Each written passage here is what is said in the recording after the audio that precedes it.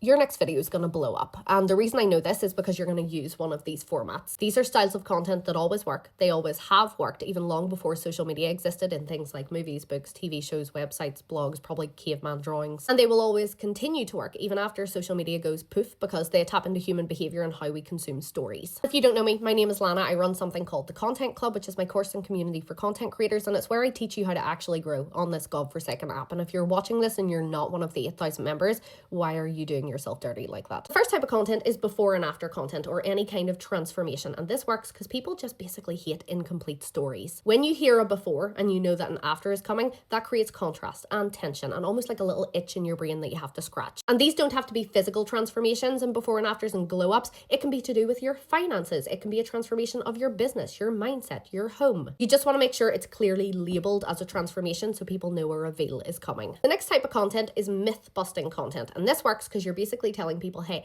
that thing that you believe, it's probably not true. And people hate feeling stupid. That creates a sense of fear, which is very powerful in content. Also, counter-positioning yourself and taking the opposite view of what is common is really good for establishing yourself as an expert. Then we have hacks. And this works because short form content basically has a preference for quick and actionable value. Key here is you want to solve a very common problem with a really unique solution. If your hack is obvious, it's not a hack. Then we have opinion-based content and rants. These are just great for stirring a really emotional response in the person watching. And as human beings, we are very tribal. We like to put ourselves in groups. We like to always feel like we belong somewhere. Opinion-based content that people align with absolutely does that. It's also just very divisive and good for generating comments as well. Then we have the bread and butter of the content world, and that is tutorials. And these work because people love following processes. To do a really good tutorial, show the end result first and then show your process for getting there, because showing that end result is going to create a stronger sense of desire and anticipation. And then we have list videos. If you're ever in doubt, turn your video into a list. 3 mistakes you're making with this, 5 tips for this, 7 things I wish I knew about this thing. They're easy to follow because there's a lot of structure, it reduces thinking, and there's a very clear payoff in list videos too.